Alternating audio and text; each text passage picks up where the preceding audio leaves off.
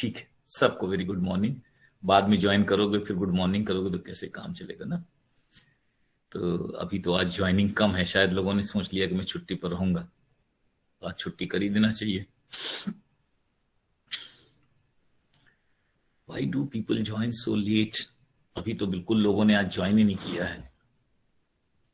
Now they'll start joining। तो कल हम लोग पढ़ रहे थे different kind of goods and we started studying necessary goods, comfortable goods, luxury goods, then given goods, inferior goods, normal goods, बहुत सारी तरह की गुड्स पढ़ी।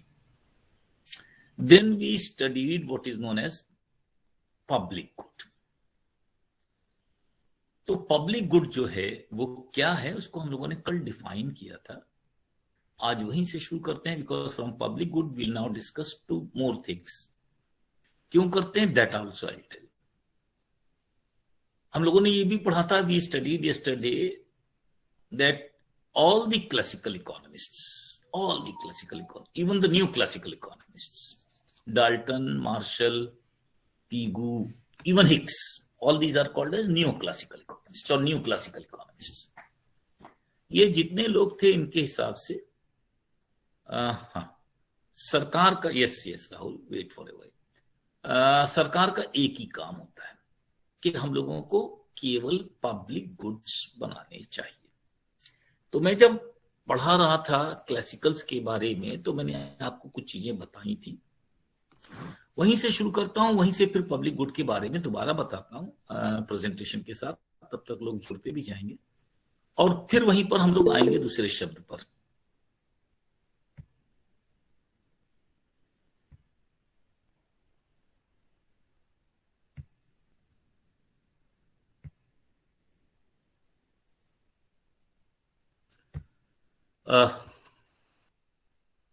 तो yesterday we said public goods, उनकी कुछ कैरेक्टरिस्टिक्स के बारे में भी बात की थी। अब इसको दो और चीजों से जोड़ना था जो कल मैंने नहीं जोड़ा था। तो अकॉर्डिंग टू द क्लासिकल्स जब हमने पब्लिक गुड्स की बात की तो हम लोगों ने ये कहा कि पब्लिक गुड्स वो होती हैं जिनमें कांस्टेंट कॉस्ट होता है और वेरिएबल कॉस्ट नहीं होता, नो वेरिएबल कॉस्ट। यानी हम लोगों ने कहा कि इसमें कोई मार्जिनल कॉस्ट नहीं होता। Provide one, everyone will be provided. आपने अगर एक के लिए भी बना के दिया तो सारे लोग इसका लाभ उठा सकते हैं। सड़क बनाई एक आदमी के लिए बनाई हो, लेकिन इस सड़क का इस्तेमाल सब लोग कर सकते हैं, इसलिए इसमें कोई हम लोगों के सामने प्रॉब्लम नहीं होती। दूसरी विशेषता हम लोगों ने कहा था कि ये नॉन एक्सक्लूडेबल है, इसी को हम लोगों ने कहा था नॉन एक्सक्लूडेबल। यानी अगर हम चाहें तो भी किसी को इससे एक्सक्लूड नहीं कर सकते हैं। The benefit will reach to everybody. Non rival, एक आदमी के कंजम्पशन से दूसरे आदमी के कंजम्पशन पर कोई इंपॉर्टेंट इफेक्ट भी नहीं पड़ता। और क्योंकि हम एक को प्रोवाइड करेंगे सबको प्रोवाइड हो जाएगा, तो एक टेंडेंसी डेवलप हो जाएगी, इसको हमने कहा था फ्री राइडिंग बिहेवियर। तो अगर हमको फ्री राइड करने की कोई चीज मिलेगी तो वाई शैल वी पे। तो वाई शैल वी पे को जिस ढंग से हम लोग कहते हैं फ्री राइडिंग बिहेवियर, उसको क्लासिकल्स क्या कहते थे? Public goods are non rejectable. Provide की गई है तो आप इसको रिजेक्ट नहीं कर सकते। नहीं रिजेक्ट करने का मतलब क्या है? अब देश की सेना बाउंड्री पर खड़ी है तो आप ये नहीं कह सकते कि देश की सेना मेरा बचाव नहीं करे। पुलिस है तो अब आप पुलिस से ये नहीं कह सकते कि आप जो है मेरा बचाव नहीं करें, I want to be away from you. तो these are called as non rejectable goods. और इनकी सप्लाई कैसी होती है? अनकंस्ट्रेन्ड सप्लाई होती है। इनकी सप्लाई में कोई कंस्ट्रेंट नहीं होता, अनकंस्ट्रेन्ड सप्लाई होती है। और एक तरीके से हम लोग इसीलिए इनको कहते हैं कि they shall be paid only through taxes. इनको केवल टैक्सेस के माध्यम से ही पेमेंट करना चाहिए। तो पब्लिक गुड्स के बारे में इतनी सारी चीजें जानने के बाद थोड़े दिनों बाद, दैट मीन्स आफ्टर, क्या कहते हैं, डाल्टन ने भी इसको जोड़ा था। मेहता साहब के पास तक अभी नहीं पहुंचेंगे हम लोग। He said there are certain other things which the government can do. इनको क्या कहा, कंपल्सरी, है ना। इसको कहा गवर्नमेंट में वॉलेंटरली एडॉप्ट और प्रोड्यूस, चाहे तो इनको भी वॉलेंटरली एडॉप्ट या प्रोड्यूस कर सकती है फॉर सर्टेन स्पेसिफिक रीजन्स। अब इनका पहले बहुत एक्सप्लेनेशन नहीं किया गया, लेकिन इनका एक्सप्लेनेशन बाद में मसग्रेव ने किया और इनका नाम उसने लिया मेरिट गुड्स। तो मेरिट गुड्स और पब्लिक गुड्स में क्या अंतर है वो तो हम लोग एक्सप्लेन करेंगे ही। पहले हम लोग एक शब्द समझने की कोशिश कर रहे हैं जिसके बारे में भी एक लड़के ने लिखा भी, और उसको समझना थोड़ा डिफिकल्ट है, इसलिए will try to explain it with some specific methodology. और ये हम लोगों ने BA2 में ही पढ़ाते हैं, लेकिन किसी दूसरे पेपर में पढ़ाते हैं। और इस शब्द का नाम है एक्सटर्नैलिटीज। इसी से मैं दोनों शब्दों को समझाऊंगा। एक्सटर्नैलिटीज की हिंदी होती है वाह्यताएं।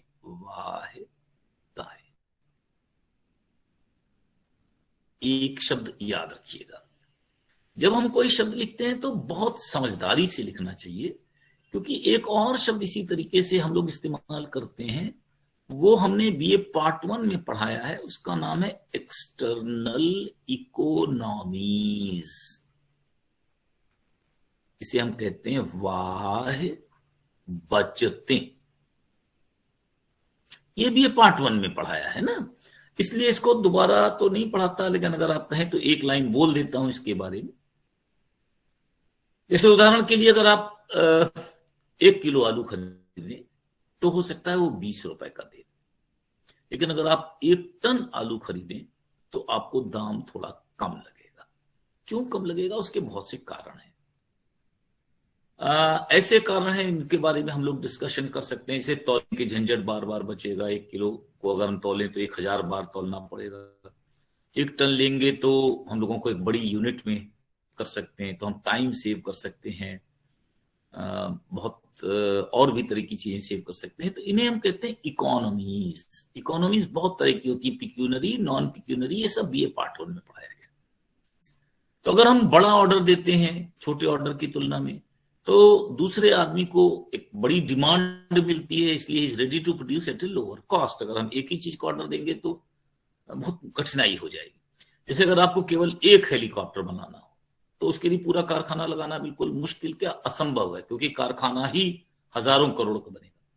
तो अगर आपको एक कारखाना बनाना है तो बेटर है कि आप विदेशों से खरीद लें। डोंट डू इट, क्योंकि उसमें कोई इकोनॉमी नहीं है, क्योंकि इसको बनाने की जो लागत है that will be huge huge and huge.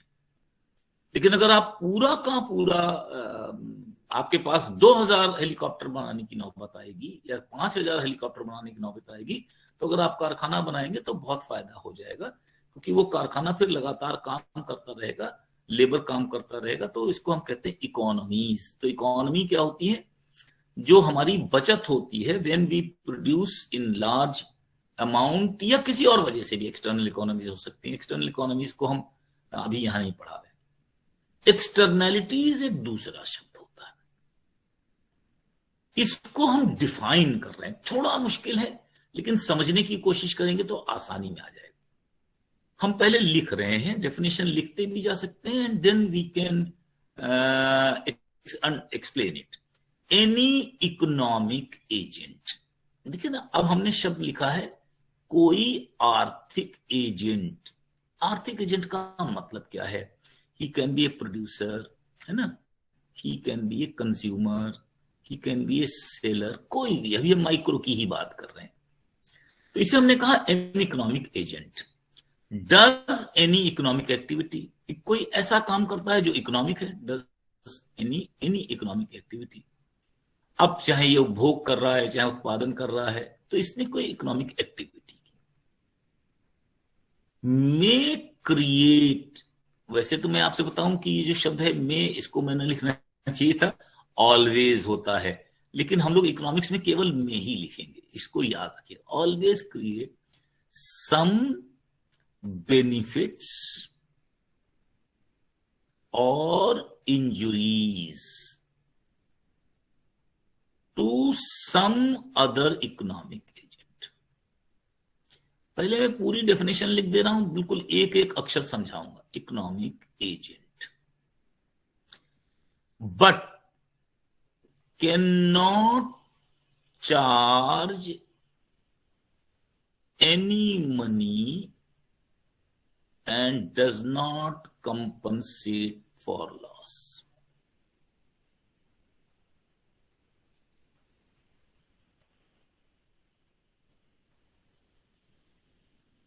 अब इसको समझने की कोशिश की। कोई भी उत्पादक हो सकता है। थोड़ी देर के लिए एक एग्जांपल से समझें। मान लीजिए कि कोई आदमी गंगा नदी के किनारे एक प्लांट लगाए, किसी भी चीज का प्लांट, चूने का प्लांट लगाए, लोहे की भट्टी लगाए, पूरा iron and steel.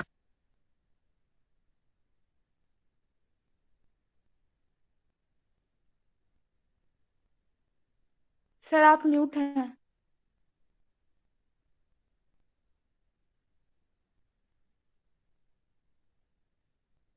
Sir, your voice is not coming here. Sir खुद को अनम्यूट कीजिए।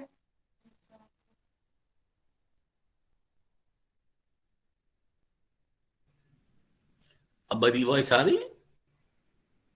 Yes, yes, sir. Yes, sir. फिर से आ रहा हूं, कोई बात नहीं।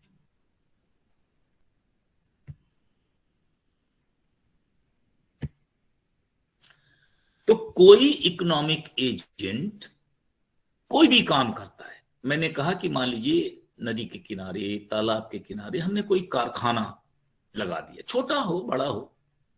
अब उस कारखाने में थोड़ा वेस्ट निकलता है, एटॉमिक कारखाना है तो ज्यादा कूड़ा हो सकता है। Now if it goes into that water, अगर वो पानी में चला गया, तो मैं तो प्रोड्यूसर हूं, तो मैंने गंगा जी में फेंक दिया। लेकिन उसकी वजह से क्या हुआ, मान लीजिए नीचे मछलियां मरने लगी। तो बहुत सारे नीचे मछली मारने वाले लोग हैं, देयर आर फिशरमैन। तो इसकी एक्टिविटी का प्रभाव उस पर पड़ गया। कैसे? इसने कारखाने से कुछ वेस्ट डाल दिया नदी में, जिससे मछलियों की संख्या कम हो गई। तो नतीजा क्या हुआ? लॉस हो गया। किसको? फिशरमैन को। तो किसी इकोनॉमिक एजेंट ने कोई काम किया, देखिए, जिसका कि प्रभाव किसी दूसरे पर पड़ा। प्रभाव कैसा पड़ सकता है? आइदर इट कैन बेनिफिट, लाभ पहुंचा सकता है, और क्रिएट इंजुरीज, या नुकसान भी पहुंचा सकता है। जैसे अभी हम लोगों ने जो पढ़ा, वो क्या हुआ? नुकसान पहुंचा रहा है। बेनिफिट कैसे हो सकता है? मान लीजिए मेरा एक मकान है, बड़ा सा मेरे पास एरिया है, तो मैं वहां पर एक बहुत अच्छा गार्डन बनाता हूं। तो जब मैं अच्छा सा गार्डन बनाता हूं, तो नेचुरली उस गार्डन में पेड़ों की वजह से एक अच्छी हवा, ग्रेटर ऑक्सीजन जनरेट होती है। तो जब ये ऑक्सीजन जनरेट होती है, तो ये इसको मैं अपने घर में रोक नहीं सकता। It will go to others, अपने आप दूसरे के आसपास के घरों में चली जाएगी। तो मैंने उनको क्या पहुंचाया? बेनिफिट। तो मेरे प्रोडक्शन के काम से, कंजम्पशन से भी हो सकता है। मैं कोई चीज का कंजम्पशन कर रहा हूं, सिगरेट पी रहा हूं, मैं सिगरेट पीकर जब धुआं छोड़ता हूं, तो सामने वाले को क्या करता हूं? मैं नुकसान पहुंचाता हूं। आई हार्म अदर्स, इंजरी करता हूं। तो मेरे एक्शन से, प्रोडक्शन या कंजम्पशन से किसी दूसरे पर कोई प्रभाव पड़ता है। कौन सा प्रभाव? आइदर इट इज पॉजिटिव और इट इज नेगेटिव। या तो कोई धनात्मक फायदा होता है या ऋणात्मक फायदा होता है। जैसे उस आदमी को अपना इलाज कराना पड़ेगा लंग्स का। मैंने तो सिगरेट पी, अपना करूंगा तो करूंगा ही करूंगा, लेकिन मैंने सामने वाले का जो नुकसान किया, वो क्या हुआ? उसको अपना इलाज कराना पड़ रहा है, तो ही हैज टू पे। तो सिगरेट पीने वाला उसको पैसे नहीं देगा। भाई तुम मत बैठो या तुम मत करो, हमसे क्या मतलब। तो मैं जो क्रिया कर रहा हूं, उसका इंपैक्ट दूसरों पर पड़ता है। वॉट एवर आई डू, हमेशा पड़ता है। मैं तो इसको और आगे लेकर चलता हूं, हमेशा पड़ता है। मैं एक अच्छी कार खरीद लूं तो बहुत से लोग जलने लगेंगे, तो फिर ये भी प्रभाव पड़ा है ना। लेकिन दैट इज इंटायरली डिफरेंट। हम किसकी बात कर रहे हैं? Economic effect. इकोनॉमिक इफेक्ट माने either production of others increases, production of others या तो इंक्रीजेस या डिक्रीजेस, मैं सिर्फ प्रोडक्शन की बात कह रहा हूं, या कंजम्पशन ऑफ अदर्स इंक्रीजेस और डिक्रीजेस।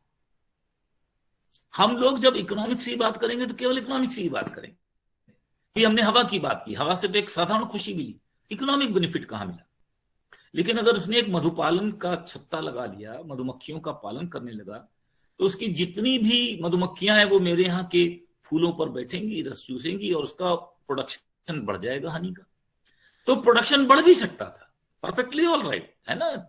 जैसे हम कहीं पर रुई का एक कारखाना लगाते हैं तो रुई में जो वेस्टेज होगा वो वेस्टेज हम फेंक देंगे, जला देंगे, लेकिन अगर पड़ोस में कोई दरी बनाने वाला मिल गया तो वो उसको खरीद लेगा बहुत सस्ते दामों पर और उसका प्रोडक्शन को एडवांटेज मिल जाएगा। तो what ever a person does, any economic agent does, कोई भी इकोनॉमिक एक्टिविटी करता है तो इसका इंपैक्ट दूसरे पर पड़ता है। जो इंपैक्ट पड़ता है दैट कैन बी पॉजिटिव। जब मैं बात कर रहा हूं पॉजिटिव माने production will increase, consumption will increase, या इंजुरी हो जाती है, production might decline, production might, consumption might decline, उसे हम कहते हैं एक्सटर्नैलिटीज। एक्सटर्नैलिटीज का मतलब क्या है? बाह्यताएं, हमारे कार्य से बाह्य जगत पर पड़ने वाला आर्थिक प्रभाव।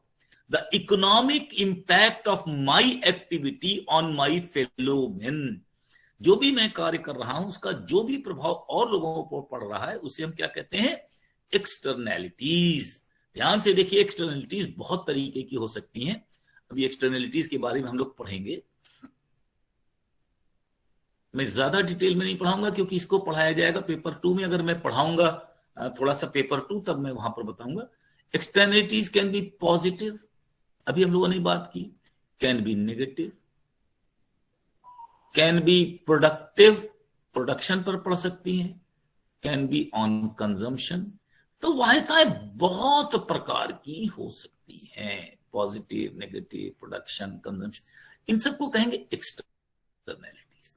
यानी हमारे इकोनॉमिक एजेंसी का कार्य का इंपैक्ट ऑन अदर्स। लेकिन इतना ही काम नहीं चलता, मैं बार बार कह रहा हूं, इंपैक्ट ऑन अदर्स से काम नहीं चलता। तो अगर मछली, हमने यहां पर एक कारखाने को बनाया और वेस्ट फेंक दिया और यहां मछलियों का प्रोडक्शन जो पहले 1000 टन होता था बढ़कर 700 टन हो गया, तो दे आर द लूजर्स। सवाल यह है कि ये आदमी इनके 300 टन मछलियों का पैसा तो नहीं देता ना, यानी इनको कंपनसेट नहीं करता। मैं दूसरी तरफ जा रहा हूं, थोड़ा मुश्किल चीज पढ़ा रहा हूं, आ जाएगा समझ में। क्षतिपूर्ति नहीं करता। हमने नुकसान तो पहुंचा दिया आपको, लेकिन उसके बदले में हमने आपकी कोई क्षतिपूर्ति नहीं, या हमने आपको कोई लाभ पहुंचा दिया, बेनिफिट दे दिया। अगर हमने आपको कोई बेनिफिट दे दिया तो आप हमें उसके बदले में कोई पैसा या रिवॉर्ड नहीं देंगे कि भाई तुमने बढ़िया बगीचा लगाया, मेरी मधुमक्खियों का उत्पादन बढ़ गया, लो 2 किलो मधु तुम भी लेना शुरू कर दो। तो वॉट एवर वी डू से कोई लॉस हुआ या कोई बेनिफिट हुआ तो उसका मेरे ऊपर प्रभाव नहीं पड़ता। नतीजा क्या होता है, क्या नुकसान होता है, इसी को मैं समझाने की कोशिश कर रहा हूं। इसको ऐसे समझने की कोशिश कीजिए कि एक हम लोग पढ़ते हैं मार्जिनल कॉस्ट, है ना। तो जो मार्जिनल कॉस्ट पढ़ते हैं इसे क्या कहते हैं? लागत। तो जो BA1 में पढ़ा है जरा ध्यान से देखिएगा, इसको थोड़ा मुश्किल है समझना कि जितना हम सामान पैदा करेंगे हमारी मार्जिनल कॉस्ट जो होती है शुरू में घटती है फिर बढ़ती चली जाती है, ये मार्जिनल कॉस्ट होती है। अगर हम अगर हम इसको मार्जिनल, अभी थोड़ी देर के लिए हम एवरेज कॉस्ट नहीं बना रहे, लेकिन अगर आप चाहें तो इसमें एवरेज कॉस्ट भी बना सकते हैं। और मान लीजिए कि मार्जिनल रेवेन्यू इस पॉइंट पर काट रही है, तो ये हमारा प्राइस डिटरमिन हो गया। अब हम इसी लोहे के कारखाने की बात कर रहे हैं थोड़ी देर के लिए, फिर दूसरी कोई बात करेंगे। लोहे के कारखाने में मार्जिनल कॉस्ट किस चीज की निकाली हमने? इनपुट की निकाली, बिल्कुल ठीक है। लैंड की निकाली हमने, ये भी ठीक है। हमने वेज दिया, ये भी ठीक है। लेकिन जो कूड़ा फेंक दिया गंगा जी में, इससे तो कोई मतलब ही नहीं हुआ, ये तो हमारी कॉस्ट में आया ही नहीं। लेकिन इनकी कॉस्ट अपनी है, लेकिन एक सोशल मार्जिनल कॉस्ट है। ध्यान से देखिए, इसको हम बल्कि मार्जिनल सोशल कॉस्ट लिखें तो अच्छा है। यानी समाज को जो लागत हो रही है वो अलग है। फिर से ध्यान से समझने की कोशिश कीजिए, हम मार्जिनल कॉस्ट में क्या नाप रहे हैं? What is the cost paid to land, what is the cost paid to wages, जो जो किया सब जोड़ लिया। जो कूड़ा फेंक दिया उससे दूसरे लोगों को क्या नुकसान हुआ वो तो इसमें जोड़ा ही नहीं। उसे क्या कहेंगे? Marginal social cost. यानी सोसाइटी को जो नुकसान हो रहा है उसको भी अगर जोड़ना चाहिए, क्योंकि ध्यान से देखिए, जितना हम कूड़ा फेंकते जाएंगे मार्जिनल सोशल कॉस्ट बढ़ता चला जाएगा। अगर हम जीरो कूड़ा फेंकेंगे तो जीरो लागत, लेकिन ज्यों ज्यों हम उत्पादन बढ़ाएंगे और कूड़ा ज्यादा फेंकते जाएंगे तो मार्जिनल कॉस्ट बढ़ती है। ये कौन सी मार्जिनल कॉस्ट है? ये सोशल मार्जिनल कॉस्ट है, सोसाइटी को जो नुकसान पहुंचा रहे। अगर ये मार्जिनल सोशल कॉस्ट को जोड़ लें, दो तरीके से हो सकता है। या तो इस कंपनी से कहें कि आप कोई कूड़ा नहीं फेंकेंगे, इसका उपचार करेंगे, आपको इसका उपचार करना पड़ेगा। That means you have to use certain kind of mechanical devices. पराली जलाते हैं तो पराली जला दिया गेहूं वालों ने, अब जल गया तो एटमॉस्फेयर का नुकसान हो रहा है, अब सोसाइटी का तो ज्यादा नुकसान हो रहा है। तो मार्जिनल सोशल कॉस्ट बहुत ज्यादा है। किसानों की कॉस्ट कुछ नहीं बढ़ रही है, क्योंकि उन्होंने तो सिर्फ एक माचिस की तीली लगाई और पूरी की पूरी आग वहां पर लपटें फैल गई, जल गया। तो जो मार्जिनल कॉस्ट है, अगर इसमें मार्जिनल सोशल कॉस्ट भी जोड़ दें तो ये कुछ इससे बहुत हायर होती चली जाएगी। ये है पूरी marginal social cost, which is equal to marginal cost plus cost of abatement. अगर इसको हम न करते तो कितना खर्च होता? यानी इस पराली को हम न जलाते, उठवाते, कहीं ट्रैक्टर से किसी और काम में लाते, वो खर्चा आता। या इस कूड़े को हम नदी में ना फेंकते तो कोई कूड़ा होता। तो ध्यान से देखिए, अगर नेगेटिव एक्सटर्नैलिटी है तो marginal social cost will be greater than marginal cost, हमेशा ज्यादा होगी। क्यों ज्यादा होगी? क्योंकि समाज को होने वाला नुकसान तो जोड़ा ही नहीं हमने। इसी तरह अगर पॉजिटिव होगी तो क्या होगा? Marginal social benefit will be greater than marginal revenue. मैंने दो शब्द बताए, इन दोनों शब्दों को समझने की केवल कोशिश कीजिए। मार्जिनल सोशल बेनिफिट, समाज को मिलने वाला सीमांत लाभ, और समाज को मिलने वाली सीमांत लागत। एक सामाजिक है और एक व्यक्तिगत है ना? तो अगर हम व्यक्तिगत देखें तो जितने किसानों ने पराली जलाई उनको तो कॉस्ट कम पड़ी, क्योंकि उनको सिर्फ एक माचिस की तीली लगानी पड़ी, लेकिन उसका नुकसान पूरे समाज को उठाना पड़ा। इसी तरह अगर हम बेनिफिट की बात करें तो जो हमने मान लीजिए मकान में 500 मीटर मकान बनाते उसकी जगह 100 मीटर मकान बनाया, 400 मीटर का हमने गार्डन बना दिया, तो इससे सोसाइटी को तो बहुत फायदा हुआ। मुझे क्या फायदा हुआ, है ना? मैं 4 कमरे और बना देता तो 4 किराएदार और रख लेता। नहीं, मौका लगे तो मैं अगर सरकार की सड़क पर भी मकान बना लेता तो मुझे और फायदा मिलता। तो एक है मेरा बेनिफिट, एक है सोसाइटी का बेनिफिट, एक है मेरी कॉस्ट, एक है सोसाइटी की कॉस्ट। तो पॉजिटिव एक्सटर्नैलिटी वो होती है जिसमें मार्जिनल सोशल बेनिफिट ज्यादा होता है। नेगेटिव एक्सटर्नैलिटी वो होती है जिसमें मार्जिनल सोशल कॉस्ट बहुत अधिक होता है। मैं इसको डायग्राम से भी शो कर सकता हूं, लेकिन आपके कोर्स में इतनी ज्यादा चीजें नहीं है, इसलिए मैं उसको छोड़ दे रहा हूं। केवल समझाने के लिए मैं कंसेप्ट इस्तेमाल कर रहा हूं। तो एक्सटर्नैलिटी का क्या मतलब है? वाहिताएं, हमारी क्रियाओं का समाज पर पड़ने वाला प्रभाव, the impact that our activity does on society. हम एक अपने लिहाज से सोचते हैं माइक्रो लेवल, और एक हम दूसरे पूरे समाज के रूप में समझते हैं। मैं चलिए एक और शब्द इसी में समझा देता हूं। जो कहीं और आपको समझ में आ जाएगा आसानी से। मान लीजिए कि ये एक चरागाह है, गांव का बहुत बड़ा चरागाह है, बहुत बढ़िया चरागाह है। इसमें लोग अपने जानवर छोड़ते हैं और इसमें 100 लोग हैं और सब लोगों ने एक एक गाय इसमें छोड़ रखी है। परफेक्टली कोई दिक्कत नहीं। गायें चरती हैं, फिर घास उगती है, फिर होता रहता है। फिर हम इसमें से एक आदमी ने सोचा कि अगर मैं अपनी एक गाय बढ़ा दूं तो क्या फर्क पड़ने वाला है? कोई फर्क तो पड़ने वाला ही नहीं। इसमें मेरे दूध का उत्पादन बढ़ जाएगा क्योंकि मेरे पास एक की जगह कितनी गाय हो जाएंगी? 2। तो माई प्रोडक्शन विल इंक्रीज, इसका तो कुछ नुकसान होने वाला नहीं। फिर दूसरा आदमी सोचने लगे, तीसरा आदमी सोचने लगे, अब सब लोग 2-2 गायें रखने लगे और नतीजा ये हो कि ये घास का मैदान धीरे धीरे समाप्त हो जाए, क्योंकि सब घास अगर हम चर लेंगे तो दोबारा नेट पैदा ही नहीं होगी। तो हमारा फायदा तो हुआ, हमने एक गाय बढ़ाई, आई गॉट द बेनिफिट, लेकिन सोसाइटी का तो नुकसान हो गया, है ना। इसके लिए एक शब्द इस्तेमाल करते हैं, ट्रेजेडी ऑफ कॉमन्स। हमको पता ही नहीं चलता हम क्या गलती कर रहे हैं, इस गलती को हम समझ ही नहीं पाते हैं। हम अपने आप कर रहे हैं, अपना फायदा उठा रहे हैं, है ना। मछली मार बैठ गया, उसने मछली पकड़ ली, फिर दूसरा बैठ गया, फिर तीसरा बैठ गया, फिर चौथा बैठ गया। नतीजा ये हुआ कि एक स्टेज के बाद गंगा जी में या तालाब में मछली नहीं बची, पूरी सोसाइटी के लिए मछली नहीं बची। तो हम पर्सनल बेनिफिट के लिए सोसाइटी का नुकसान कर रहे हैं या पर्सनल फायदे से सोसाइटी का लाभ कर रहे हैं। तो एक्सटर्नैलिटी क्या होती है? आइदर बेनिफिट और इंजुरी। बार बार समझिए, या तो लाभ या नुकसान जो हम समाज का करते हैं। क्यों? अपनी क्रियाओं से, चाहे कंजम्पशन की क्रियाओं से, चाहे प्रोडक्शन की क्रियाओं से, है ना। तो जिस भी प्रकार का हम कंजम्पशन प्रोडक्शन की क्रियाओं से दूसरे पर प्रभाव डालते हैं, लेकिन दूसरे आदमी की प्रॉब्लम यह है कि ना तो वो आपके लाभ का भुगतान करता है, इफ ही गेट्स बेनिफिट आपको कुछ देता ही नहीं बदले में, इफ ही इज लॉस्ट आप उसे कुछ देते ही नहीं है। तो ये neither compensate nor do get any benefit out of it. नतीजा क्या होगा?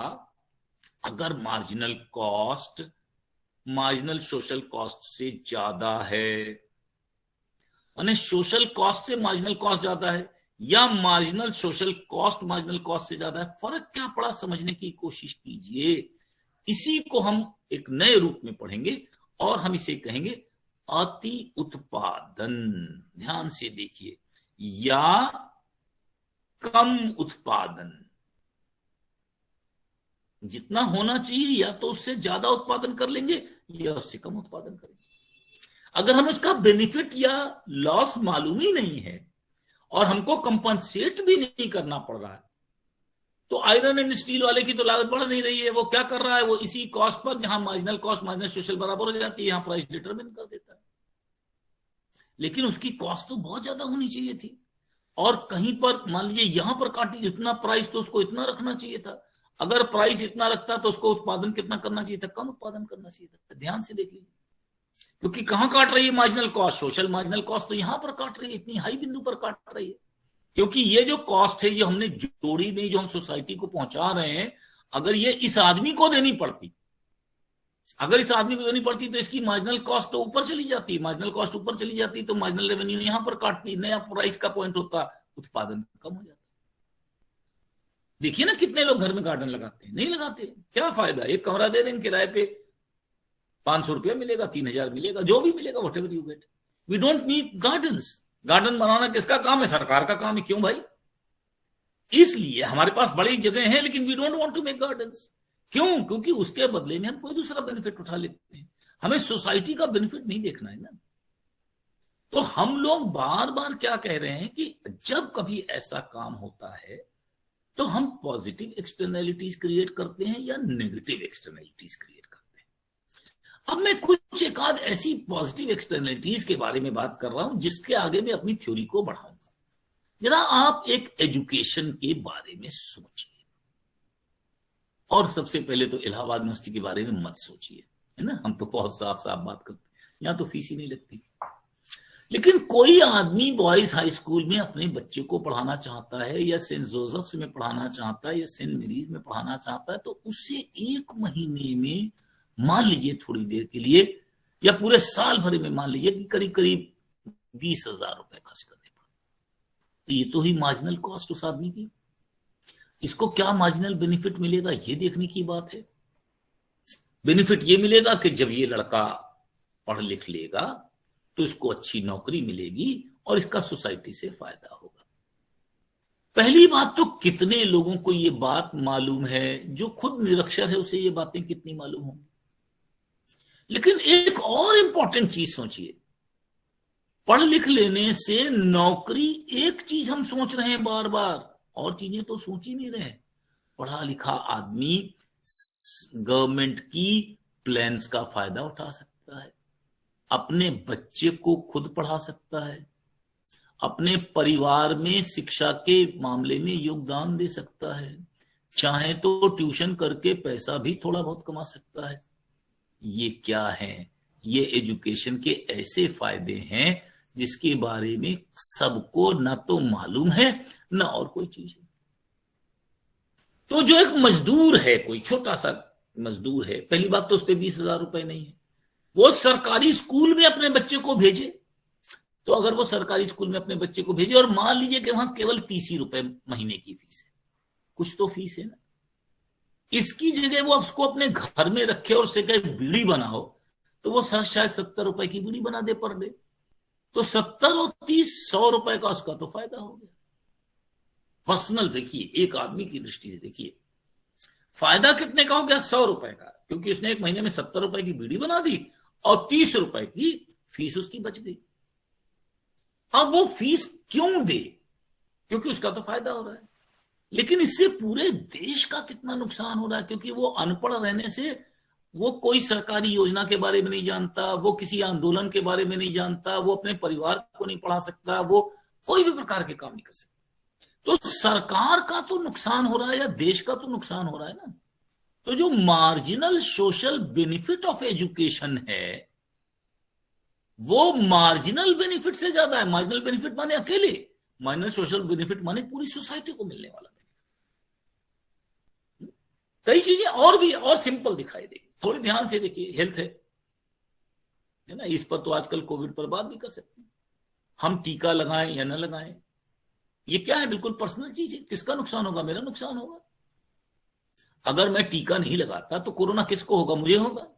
बिल्कुल ठीक है, टीका न लगाने से, मैंने टीका नहीं लगवाया तो हेल्थ का नुकसान मेरा हुआ। या सेब मैंने खाया तो स्वाद मुझे मिला और जो भी न्यूट्रिएंट्स मिले, मिनरल्स मिले, मुझे मिले। तो फायदा किसका, नुकसान किसका? लेकिन जरा ध्यान से देखिए, सेब अगर मैंने खाया, अगर मैं स्वस्थ हूं तो मैं अपने ऑफिस का काम भी बेहतर ढंग से कर पाऊंगा, तो जीडीपी का प्रोडक्शन बढ़ेगा। अगर मैंने टीका नहीं लगवाया तो मैं किसी और को, अपना तो जो होगा होगा, किसी और को भी प्रभावित कर सकूंगा। तो नतीजा क्या होगा कि दूसरे आदमी का कॉस्ट मैंने बचाया तो भी जीडीपी के ऊपर इसका प्रभाव पड़ा है। बिल्कुल पर्सनल। मैं अगर खाना ठीक से मुझे नहीं मिलता, मैं खाना ठीक से नहीं खाता, मैं गरीब हूं, कमजोर हूं, खाना नहीं खा पाता हूं, तो मैं मजदूरी करने जाऊंगा, जो 200 रुपए मिलेंगे वो तो ठीक है, लेकिन मैं जितनी मजदूरी कर सकता था उतनी नहीं कर पाऊंगा, because my health is not that good. जिसे हमने क्या कहा? एक्सटर्नैलिटी। ठीक है ना। तो समझने की बात यह है कि कुछ ऐसे क्षेत्र हैं जिनसे सोसाइटी को बहुत बेनिफिट मिलता है, सोसाइटी को बहुत बेनिफिट मिलता है। स्पेशली मैंने जो 2 उदाहरण दिए, एजुकेशन एंड हेल्थ। अगर हम एजुकेटेड नहीं हैं तो हम अपने सारे लाभ के बारे में नहीं सोच सकते, परिवार के बारे में नहीं सोच सकते, जीवन के बारे में नहीं सोच सकते, वगैरह वगैरह वगैरह। अगर हम हेल्दी नहीं है ना, ये तो सर्कुलर है, हेल्दी नहीं है तो बीमार है, बीमार है तो कमजोर है, कमजोर है तो फिर बीमार पड़ जाएंगे, सर्कल चलता रहेगा। नतीजा क्या होगा कि हमारी इनकम भी घटेगी और देश की इनकम तो घटनी घटनी है। तो ये जो 2 चीजें हैं, मैंने 2 चीजों का केवल नाम लिया है ना, और भी चीजें ऐसी हो सकती हैं जिनके बारे में हम लोग बात करें। तो अगर एजुकेशन के बारे में लोगों का ज्ञान कम है, नॉलेज कम है, इंफॉर्मेशन कम है, या हेल्थ के बारे में कम है, और इनके बेनिफिट्स बहुत हैं, तो जो माइक्रो लेवल पर आदमी है, गरीब आदमी है, वो इनको नहीं कर पाएगा। ऐसी चीजें जिनके इतने ज्यादा एक्सटर्नल बेनिफिट्स हों, जिससे टोटल जीडीपी को लाभ होता हो, सोसाइटी को बहुत लाभ होता हो, भले इंडिविजुअल को उतना होता ना हो, थोड़ी देर के लिए मान लें कि इंडिविजुअल को भी कम होता। तो अगर इनको हम सब्सिडाइज या फ्री नहीं करेंगे, अगर हम इनको सब्सिडाइज या फ्री नहीं करेंगे, तो बहुत सारे बच्चे हमारे स्कूल नहीं जा पाएंगे, बहुत सारे बच्चों के हमारे टीका नहीं लग पाएगा, बहुत सारे हमारे बच्चों को मेडिसिन नहीं मिल पाएगी, और अगर नहीं मिली तो कितनी बीमारियां फैलेंगी या कितना देश का नुकसान होगा नहीं। तो हम लोग ये चाहते हैं कि ये सारी वस्तुएं, बार बार याद रखिए, ये सारी वस्तुएं कैसी हैं। जैसे मान लीजिए अगर हम टीके की बात करें तो इसमें एक्सक्लूजन भी है और राइवलरी भी है। कल हम लोगों ने जो शब्द इस्तेमाल किया था, अगर एक आदमी को टीका लगेगा तो दूसरे को कम लग पाएगा। इसकी सप्लाई भले हम लोग बहुत बढ़ा रहे हैं लेकिन उतनी तो नहीं है ना, लिमिटेड है। अपॉर्चुनिटी कॉस्ट बहुत ज्यादा है इसकी, अवसर लागत, क्योंकि नेचुरली इसको बनाने में पैसा लगता है, बड़ी रिसर्च होती है, सब कुछ होता है। तो अगर हमको लगा तो किसी और को नहीं लग पाएगा। और इसमें एक्सक्लूजन की भी संभावना है कि भाई हम इनको लगाएंगे, इनको नहीं लगाएंगे। तो ये एक तरीके से क्या है, प्राइवेट गुड है। प्राइवेट गुड क्यों है? क्योंकि इसको हम रिजेक्ट भी कर सकते हैं, हमारी मर्जी है, नहीं लगवाते भाई। भारत में बहुत सारे लोगों ने कहा ना नहीं लगवाएंगे, चाहे इट इज रिजेक्टेबल ऐसे। और इसमें मार्जिनल कॉस्ट भी है, एक आदमी के लिए टीका बनाएंगे तो थोड़ी बहुत सीमांत लागत भी लगेगी। तो इसमें सारे गुण किसके हैं? प्राइवेट गुड के गुण हैं। सारे गुण अगर हम देखें तो इसमें प्राइवेट गुड के हैं। इसमें एक्सक्लूजन की संभावना है, इसमें राइवलरी की संभावना है, इसमें रिजेक्टेबिलिटी की संभावना है, इसे प्राइवेट सेक्टर में पैदा किया जा सकता है, और ये कंस्ट्रेंड है, सीमित है, बहुत बड़ी मात्रा में उपलब्ध भी नहीं है, बहुत सारे देशों में तो बिल्कुल उपलब्ध नहीं। लेकिन अगर इसको लगवा दे तो देश का बहुत फायदा होगा। तो ऐसी वस्तुओं को हम एक नाम से पुकार सकते हैं मेरिट गुड्स। मेरिट गुड्स का मतलब है जिनका कंजम्पशन प्राइवेट के लिहाज से बहुत फायदेमंद भले न हो, एक व्यक्ति की दृष्टि से बहुत ज्यादा फायदेमंद न हो, लेकिन समाज की दृष्टि से बहुत अधिक फायदेमंद हो। तो मेरिट गुड्स, पहली बात तो समझ लीजिए कि they are not public goods. ये प्योर पब्लिक गुड नहीं है, इसमें एक्सक्लूजन भी होता है, इसमें रिजेक्टेबिलिटी भी होती है। इसमें जो हमने 6 विशेषताएं बताई पब्लिक गुड की, कि ये नॉन राइवल होती हैं, नॉन एक्सक्लूडेबल होती हैं, क्या कहते हैं, इनमें इकोनॉमिक एफिशिएंसी ज्यादा होती है, प्रोवाइड वन प्रोवाइड ऑल होता है, फ्री राइडिंग बिहेवियर होता है, रिजेक्टेबिलिटी होती है, वो सारे गुण इसमें नहीं। These are merit goods, perfectly all right. School है, प्राइवेट स्कूल चलता है, 100 बच्चों को पढ़ाया जा सकता है, तो 101 वहां 102 वहां, ऐसा थोड़ी कि इसकी सप्लाई कितनी भी बढ़ जाए। अगर एक 60 का क्लास रूम है तो 60 ही बच्चे तो आप रख पाएंगे ना, उसमें 6000 बच्चे थोड़ी भर देंगे आप। सड़क की बात अलग थी, यहां की बात अलग है। तो पब्लिक गुड नहीं है, लेकिन ये एक ऐसा गुड है जिसका कंजम्पशन अगर हम सब्सिडाइज नहीं करेंगे तो लोग इसका इस्तेमाल उतना नहीं करेंगे जितना हम देश में चाहते हैं। हम चाहते हैं कि देश का कल्याण हो, हम चाहते हैं कि सोसाइटी का कल्याण हो। सोसाइटी का कल्याण तभी होगा जब हमारा बच्चा हेल्दी होगा और एजुकेटेड होगा। जितना समाज हेल्दी होगा और एजुकेटेड होगा, उतनी हमारी ग्रोथ की संभावनाएं बढ़ जाएंगी, चॉइसेस बढ़ जाएंगी, ऑप्शंस बढ़ जाएंगे। तो हम अगर इनको फ्री ना करें तो बहुत सारे बच्चे एजुकेशन पा ही नहीं पाएंगे, बहुत सारे बच्चे हेल्थ पा ही नहीं पाएंगे। या कम से कम सब्सिडाइज कर दें। सब्सिडाइज सबको मैं बाद में पढ़ाऊंगा, लेकिन सब्सिडाइज कर दें माने लागत बहुत आती है। इलाहाबाद यूनिवर्सिटी की टोटल खर्चा 800 करोड़ है, लेकिन फीस से कितना मिलता है? मुश्किल से 4 करोड़ 5 करोड़ मिलता है। अगर हम फीस से 800 करोड़ संभालना शुरू करें तो आपकी फीस जो 900 रुपए है वो कम से कम जाकर 22-23 हजार रुपए पड़ जाएगी पर कितने बच्चे नहीं पढ़ पाएंगे? तो इन बच्चों को इसके कंजम्पशन से छूट जाना पड़ेगा, क्योंकि इसकी प्राइवेट पार्टी तो उतना ही प्रोडक्शन करेगी। अगर हम प्राइवेट पार्टी को देते ही हैं, प्राइवेट स्कूल आपके सामने चली रहे हैं, if we give them to private party या प्राइवेट हॉस्पिटल्स, ना, Medanta is a private hospital, तो एक दिन का खर्चा कितना है पता चला कि 22,000 24,000। कितने लोग 24,000 25,000 रुपए दे सकते हैं? तो इस प्राइवेट हेल्थ का इस्तेमाल ही नहीं कर पाएंगे। अगर हम किसी भी चीज के खर्चे की बात करें तो बहुत ज्यादा आएगा। तो ऐसी चीजें जिनके लाभ बहुत ज्यादा है, there private benefit is less but social benefit is more, ऐसी चीजों को हम मेरिट गुड्स कहते हैं। और ये मानते हैं कि खासकर गरीब देशों में जहां बहुत गरीबी भी है, कमजोरी भी है, ऐसी देशों को सरकार अगर प्रोड्यूस करे तो अच्छा है। प्राइवेट पार्टी तो इसको प्रोड्यूस भी नहीं करेगी। प्राइवेट पार्टी को अगर स्कूल चलाना है तो पैसा कमाने के लिए चलाएगी, प्राइवेट पार्टी को हॉस्पिटल चलाना है तो बहुत पैसा कमाने के लिए करेगी। लेकिन अगर सरकार चलाए, सस्ते में चलाए, तो ज्यादा से ज्यादा लोग इसका लाभ उठा पाए। तो एक विचार चलता है, एक there is a thought like this, a merit goods shall also be produced by the government, specifically in the countries where there is poverty, where there is low income, where there is low information भी नहीं है, हमको समझ ही नहीं आता पढ़ा के क्या करेंगे बच्चे को, पढ़ लिया तो क्या करेगा, बेकार है ना। तो इस तरह की चीजों को हम मेरिट गुड्स कहते हैं।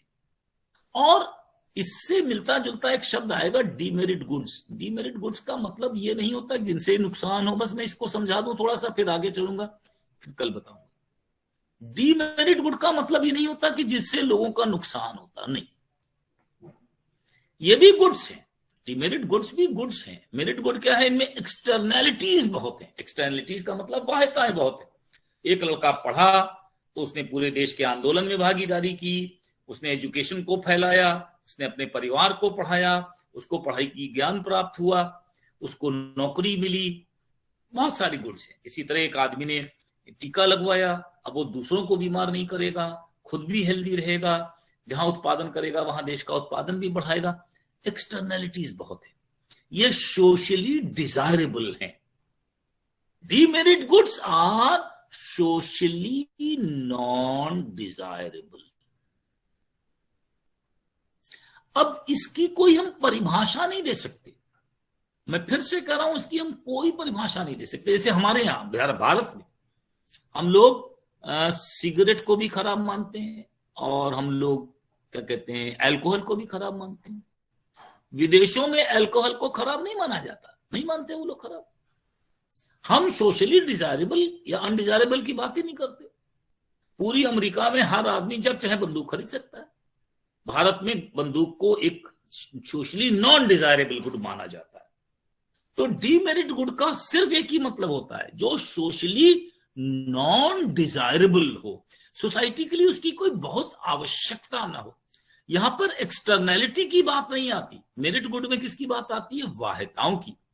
वहां वाह्य बचतें होती हैं या वाह्य कुवचतें होती हैं, वाह्य मितव्ययताएं होती हैं या वाह्य अमितव्ययताएं होती हैं। उनसे दूसरे को लाभ होता है या दूसरे को नुकसान होता है, और उनमें जिसमें सबसे ज्यादा होता है, जो सोशली डिजायरेबल होता है, उसको मेरिट गुड कहते हैं, है ना। और भी तरीके की चीजें हैं जो जिनमें एक्सटर्नलिटीज होती हैं, जैसे रेलवे स्टेशन। तो अगर रेलवे स्टेशन बन जाएगा तो न केवल गाड़ियों का आना जाना होगा, ट्रांसपोर्ट कॉस्ट बचेगा, ये तो एक बचेगा, लेकिन रेलवे स्टेशन के आसपास दुकानें खुलने लगेंगी, इन दुकानदारों को लाभ होगा। ये क्या हुआ, अन्य फायदे होने शुरू हो जाएंगे ना। रेलवे के कर्मचारी होंगे, वहां आएंगे, उनको घरों की जरूरत पड़ेगी, तो वहां मकानों की वैल्यू बढ़ जाएगी। अगर एक्सटर्नैलिटीज का मतलब कुछ और होता है, आयरन एंड स्टील का कारखाना लगा दीजिए, बहुत सारी एक्सटर्नैलिटीज होंगी, कुछ में कम होंगी। लेकिन जो सोशली डिजायरेबल है मेरिट गुड्स, जो सोशली नॉन डिजायरेबल है डीमेरिट गुड्स। और ये मेरिट गुड्स में कहीं भी दुनिया में देखा जाए तो एजुकेशन और हेल्थ, इनको तो सोशली डिजायरेबल माना ही जाता है। शिक्षित और स्वस्थ समाज एक अच्छा समाज माना जाता है। इसलिए दुनिया भर में यह माना जाता है कि एजुकेशन और हेल्थ में प्राइवेट सेक्टर काम कर रहा है, हम उसको काम करने से ना रोकें, लेकिन सरकार जरूर रहे। That shell also be produced in public sector. तो इसे हम लोग मेरिट गुड्स कहेंगे, जिनसे हम एक सोशली डिजायरेबिलिटी की बात कर रहे हैं। एक्सटर्नैलिटी से सीधे इसको नहीं जोड़ रहे हैं, एक्सटर्नैलिटी का कुछ और भी मतलब निकलेगा। एक्सटर्नैलिटी का क्या मतलब निकला था, हमने बताया, उत्पादन बढ़ा या घटा। उसके बहुत तरीके होते हैं, उसके बड़े इलाज होते हैं, उनके बारे में बात नहीं कर रहे। हम लोग ये कह रहे हैं कि कहीं पर भी एक्सटर्नलिटी है उसको सरकार मदद करे या ना करे वो एक बात है। आयरन एंड स्टील का कारखाना हमेशा फायदा पहुंचाएगा, रेलवे स्टेशन हमेशा फायदा पहुंचाएगा, बस अड्डा हमेशा फायदा पहुंचाएगा, सड़कें तो खैर होती ही पब्लिक गुड है, उनको भी पब्लिक सेक्टर में प्रोड्यूस किया जा सकता है। लेकिन बहुत सारे देशों में रेलगाड़ी क्या है प्राइवेट सेक्टर में। क्यों? क्योंकि मार्जिनल कॉस्ट होती है उसमें, क्योंकि एक्सक्लूडेबिलिटी होती है उसमें, क्योंकि उसका कोई बहुत ज्यादा मार्जिनल सोशल बेनिफिट नहीं होता। लेकिन हेल्थ और एजुकेशन का तो सोशली डिजायरेबल बेनिफिट होता है, इसलिए इसे हम मेरिट गुड के नाम से पुकारते हैं। और हम लोग ये कहते हैं कि such kind of merit goods which have socially desirable effect and much greater externalities, इनके पास दोनों फायदे हैं। एक तो इनकी एक्सटर्नैलिटी बहुत ज्यादा है ना, हेल्थ लगने से, टीका लगने से मुझे ही फायदा नहीं होता, पूरे देश को फायदा होता है, क्योंकि मैं दूसरे को नहीं फैलाता। एक और बात, मैं स्वस्थ रहता हूं तो मैं बेहतर काम करता हूं, तो इससे तो देश को फायदा है ही, सोशल बेनिफिट तो है ही। इसका marginal social benefit is greater than marginal individual benefit. समाज को मिलने वाला लाभ व्यक्ति को मिलने वाले लाभ से ज्यादा है, यानी यहां पॉजिटिव एक्सटर्नैलिटी है। लेकिन इसके साथ साथ ये सोशली डिजायरेबल भी है। तो गुड्स में एक्सटर्नैलिटी होना एक बात है, लेकिन एक्सटर्नैलिटी के साथ साथ अगर वो समाज की मान्यताओं के अनुसार, बिलीफ के अनुसार, फेथ के अनुसार, इथोस के अनुसार, कल्चर के अनुसार उनको डिजायरेबल माना जाए, है ना, तो हम क्या कहेंगे उन्हें मेरिट गुड्स। और मेरिट गुड्स में नुकसान क्या होगा? प्राइवेट पार्टी उनको उतना ही पूरा करेगी जितने में उसका लाभ हो, वो पूरे देश के लिए तो नहीं करेगी। इसलिए ऐसी चीजों को सरकार को बनाना चाहिए। और डीमेरिट गुड्स की अलग से परिभाषा है, और उसके लिए हम लोगों को क्या लगाना चाहिए? टैक्स, जिसका नाम है पीगू टैक्स या सिन टैक्स। इसको हम कभी अलग पढ़ाएंगे, जब भारत के बारे में पढ़ाएंगे इसको अलग से पढ़ाएंगे। आज मेरे ख्याल से लगभग हम लोगों का समय समाप्त होने लगता है। मैं शुरू करता हूं, थोड़ी देर बाद समाप्त होने लगता है, and then I did not know क्या होना है क्या नहीं होता है। हाँ प्रद्युम्न कुमार, क्या सवाल आ गया भाई? किसी के पास कोई सवाल नहीं है। तो अब हम लोग नए साल के लिए, पूरे 1 साल के लिए छुट्टी ले लेते हैं। Excuse me sir. यस मनस्वी। सर डीमेरिट गुड्स अलग अलग कंट्री के लिए अलग अलग होंगी? नहीं, सोसाइटी अलग अलग, सोसाइटी के लिए। मैं बार बार कह रहा हूं, कंट्री जो होता है सोसाइटी से मिलकर बनता है ना। Yes sir. तो कोई सोसाइटी किसी और ढंग की हो सकती है। पान क्या है मुझे बताइए, डीमेरिट गुड है कि मेरिट गुड है? पान में बहुत एक्सटर्नलिटी है, बहुत एक्सटर्नलिटी। जहां पाते हैं थूक देते हैं, पूरा देश गंदा किए रहते हैं, बहुत डीमेरिट गुड है ना। लेकिन भारत में तो पान का इतना महत्व है कि पान की पूजा होती है। तिलम चा तांबूलम चा, अगर तांबूल के बिना हो गया तो बड़ी मुश्किल है। तो हम बेटा ये नहीं कह रहे, हम कल्चर भी जोड़ते हैं, एथिक्स भी जोड़ते हैं। डीमेरिट गुड अलग रूपों में हम लोग लेते हैं, जिसका कंजम्पशन हम लोग हेल्थ के ऊपर खराब माने, उसको तो डीमेरिट गुड कहेंगे। जैसे सिगरेट, जैसे शराब।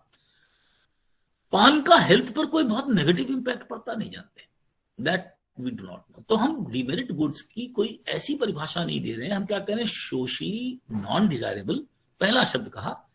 लेकिन इफ इट लीड्स टू अनहेल्दीनेस, अगर इससे स्वास्थ्य पर बुरा प्रभाव पड़े तो मानना चाहिए। लेकिन पिज्जा खाने को क्या कहेंगे? हेल्थ पर तो बड़ा बुरा प्रभाव पड़ता है, but it's very lovely in taste. Okay sir. Sir गिवन गुड एंड इंफीरियर गुड के बीच डिफरेंस बता दीजिए। आज तो नहीं बता पाएंगे लड़की, ये बीए पार्ट 1 का है पहली बात तो। और कभी आप अब खुलेगा तो मैं यूनिवर्सिटी जाता हूँ, वहीं मिलिएगा, वहीं बताऊंगा। एक आदमी के लिए क्यों बताऊं? बीए 1 में आप मेरे साथ नहीं रही होंगी, you must not have been. ये भाई विकास परिहार कॉलेज तो आना है कि नहीं आना मैं नहीं जानता, मैं रिटायर्ड आदमी हूं। लेकिन मैं एक बात जरूर कह रहा हूं कि अब 1 साल की छुट्टी। सर गिवन गुड एंड इंफीरियर गुड मुझे पता है, बट एक सेंटेंस है जो थोड़ा कंफ्यूज कर रहा है सर। गिवन गुड में बोला जाता है सर प्राइस के बढ़ने के साथ डिमांड घटती है, वो समझ आता है सर। और इंफीरियर गुड में ऐसा है सर, गिवन गुड में है कि प्राइस बढ़ेगा तो डिमांड भी बढ़ेगी। तो सर ऐसा कैसे? मैंने बताया आपसे, इसका मतलब आपने अभी एक और शब्द भी मैंने कल पढ़ाया था गिफन गुड के संग संग, याद आया ना? कौन सा? वेवलन गुड। हाँ, ये सब बताना पड़ेगा, आपने पढ़ा ही नहीं है अभी, कैसे करेंगे किसी दिन। लेकिन आप इसके लिए तो पर्सनली आ सकते हैं, इसके लिए तो पर्सनल ज्यादा अच्छा रहेगा। सर कॉलेज ओपन ही नहीं हो पाएगा, कैसे आएंगे? हाँ, आप कैसे आएंगे तो आप जानेंगे। बीए में, एमए में अभी तो हो सकता है 6-7 महीने में जिंदा रहूं, अभी कोई गारंटी नहीं है कि तुरंत ही मर जाऊंगा। तो आप जब आएंगी तब हम लोग बात करेंगे, विल डिस्कस इट। आप आगे से पढ़ना चाहेंगी कोई पर्सनल तो हम रहेंगे, I will be there, always there, ठीक है ना? Okay, thank you, best of all, पूरा नए साल की मुबारकबाद, है ना? Everybody happy new year. Thank you sir.